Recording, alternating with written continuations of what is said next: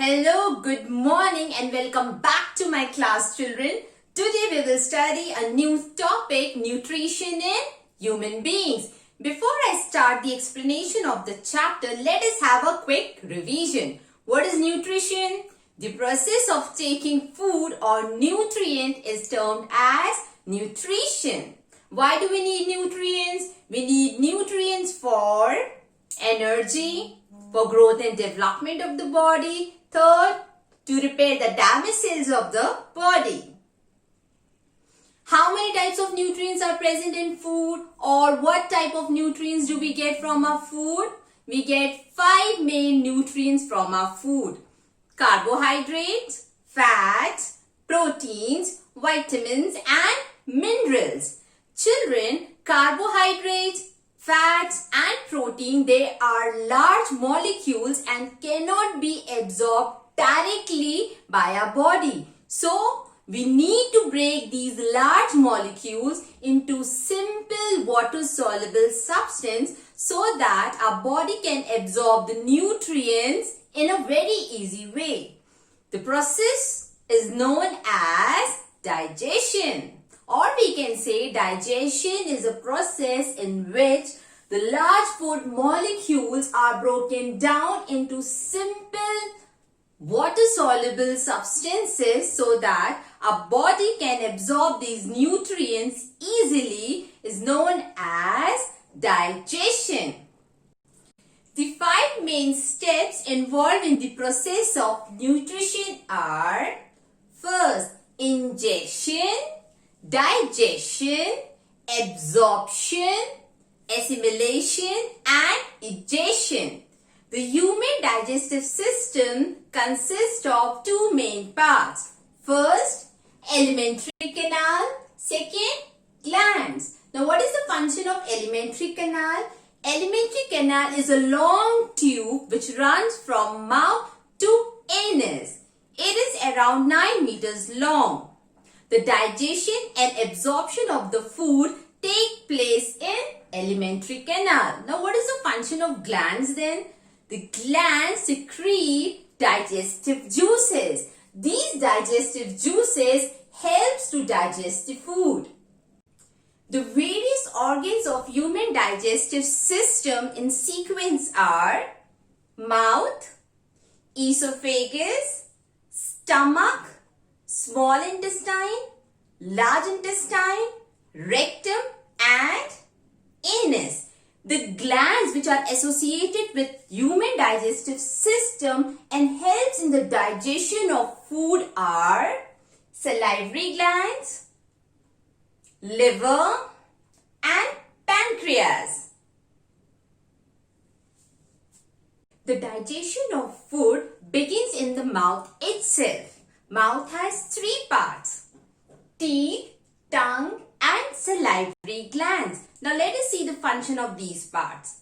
First, teeth. Teeth helps in mastication or chewing of food.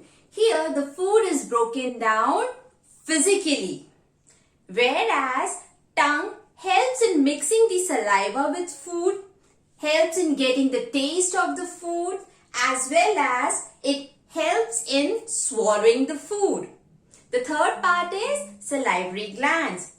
Salivary glands are those glands which produces a watery substance called saliva.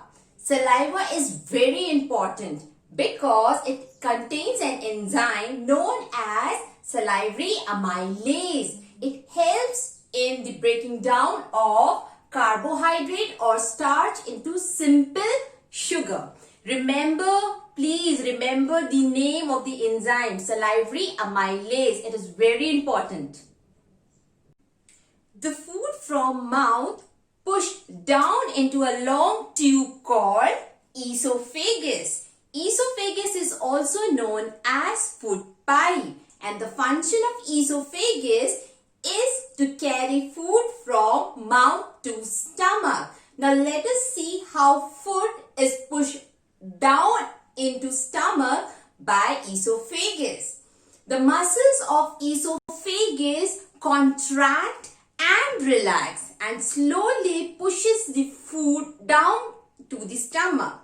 and this contraction and relaxation of the muscles produces a movement called peristalsis movement. Remember the word peristalsis movement. Now what is peristalsis movement? The wave movement is known as peristalsis movement. See over here, I made a esophagus. This is a food pipe. Can you see these yellow parts? These are food particles. Now when food moves in esophagus, the esophagus produces a wave-like movement. This type of movement is known as peristalsis movement.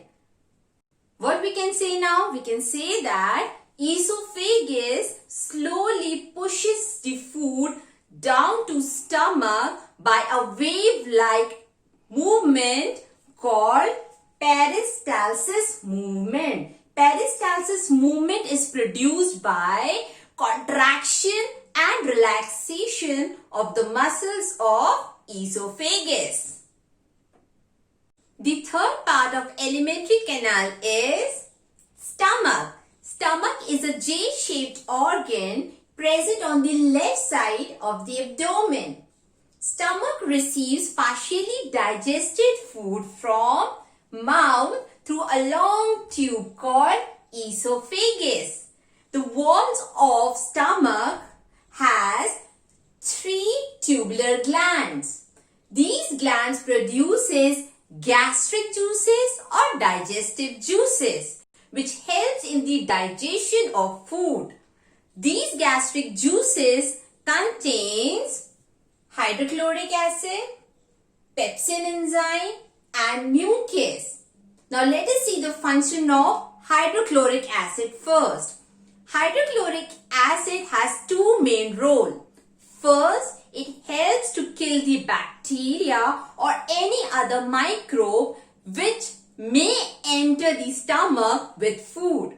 The second function of hydrochloric acid is to make the gastric juices acidic. Why it is necessary to make the gastric juice acidic, or why it is necessary to create an acidic medium in stomach? Because pepsin enzyme is an enzyme which gets activated in the presence of acidic medium. Just to activate pepsin enzyme, the gastric juice has to be acidic. Now what is the function of pepsin enzyme over here in digestion? The pepsin enzyme helps to break the protein present in food. As our stomach is producing acid, to protect it, we have a layer, or we can say just to protect the wall of stomach, stomach has a very special protective covering of mucus. Mucus is that layer which protects the wall of stomach from acid. Better remember one word over here, pepsin. The name of the enzyme is pepsin, who breaks the protein. This is very important, beta. Children, the next part of alimentary canal is small intestine. Can you see this highly coiled tube? This tube is known as small intestine. Listen it carefully, children, as small intestine is a very important part of alimentary canal. Why? Because it is the small intestine where the complete digestion of food takes place. The length of the small intestine is 6.5 meters and it is the largest part of alimentary canal. Though it is the largest part of alimentary canal, and then also we call it small intestine because it is a very narrow tube. When we compare the width of small intestine and large intestine, we find that small intestine is very narrow and have smaller width as compared to large intestine. And just because of this reason, we call this part of intestine as small intestine. Children, one point to remember, the length of small intestine varies in different animals. Just take an example of herbivores. Herbivores have longer length of small intestine as compared to carnivores. Why? The reason is cellulose. Herbivores eat plant and plant products, and plant cells are made up of cellulose. Cellulose take longer time to digest. Just to give that extra time for digestion of cellulose, the small intestine, or we can say the length of the small intestine, is a little longer as compared to carnivore animals. Now we will see how the food gets digested in small intestine. Small intestine receives secretion from two glands, liver and pancreas. Liver produces a greenish yellow fluid called bile. Extra bile is stored in gallbladder. Bile is alkaline in nature and contains special salt. Thus, we can say that bile performs two major roles in digestion. First, it alkaline the acidic food which is coming from stomach to intestine. Second, the salt present in bile helps to break the fat into smaller molecules. As fat is present in the form of larger globules which needs to be broken down to smaller globules so that the enzyme can act and easily digest it. So, who is breaking the fat over here into smaller globules? The bile juice produced by liver is breaking the fat molecules into smaller globules molecule. Small intestine receives the secretion from second gland, pancreas. Pancreas is present just below the stomach.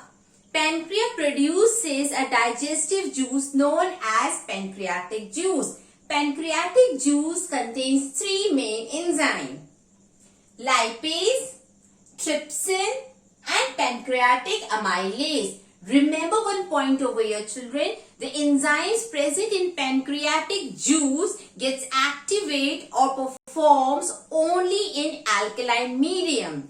This is the reason why the acidic food coming from stomach needs to get alkaline, and that function is performed by bile juice. Just now we have studied that bile juice is alkaline in nature and helps to alkaline the acidic food coming from stomach.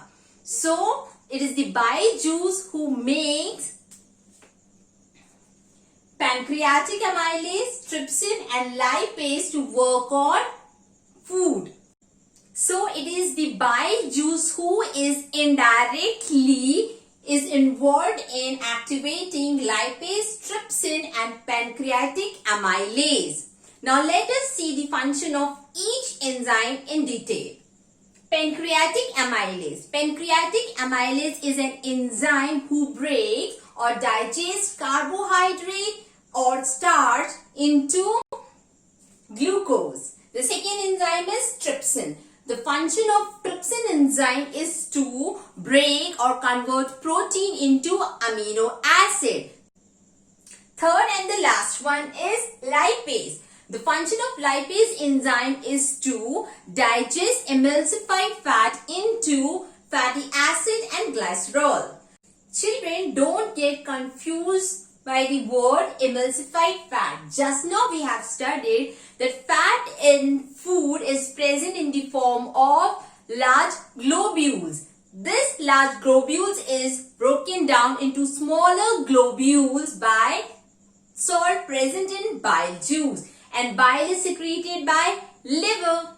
So what is the function of salt present in bile? The function of salt present in bile is to break the fat molecule which is present in the form of large globules into smaller globules, and this smaller globules or tiny droplets of fat is termed as emulsified fat. Okay, so don't get confused with the word ki emulsified fat is what type of fat. So it is nothing but tiny droplets of fats or smaller globule is known as emulsified fat. Emulsified fat is further broken down into fatty acid and glycerol. By which enzyme? Lipase enzyme. Children, so far we have studied that small intestine receives two types of secretion from two different glands, liver and pancreas. Now, let us move to the third type of digestive juice which is produced in small intestine. The wall of small intestine has special glands which produces a digestive juice called intestinal juices.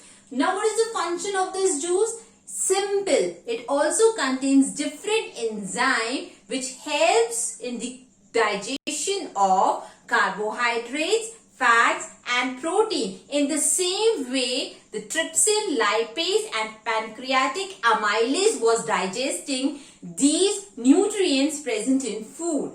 So, we can say that intestinal juices also helps in the complete digestion of carbohydrates, fats and protein. Now let us have a quick revision. Small intestine receive food from stomach. The exit of food from stomach is regulated by pyloric sphincter. Now what is a sphincter? Sphincter is a ring muscle who controls the opening or closing of a tube. Over here, pyloric sphincter is controlling or regulating the opening and closing of stomach into small intestine. Small intestine receives or have three different type of digestive juices to digest carbohydrate, fat and protein.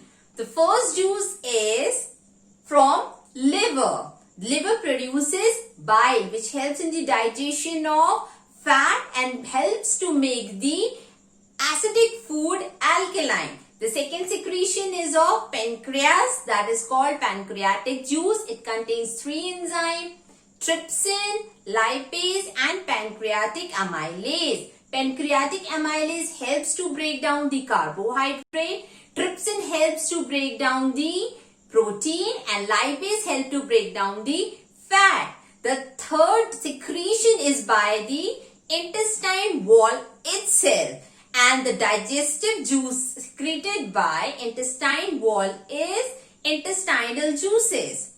It helps in the complete digestion of carbohydrate, fats and protein.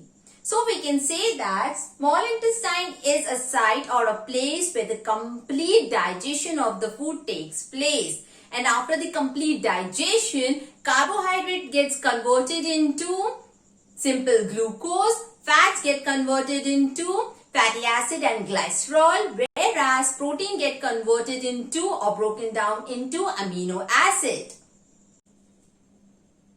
The wall of small intestine has numerous finger-like projection called villi. Now what is the function of villi in small intestine?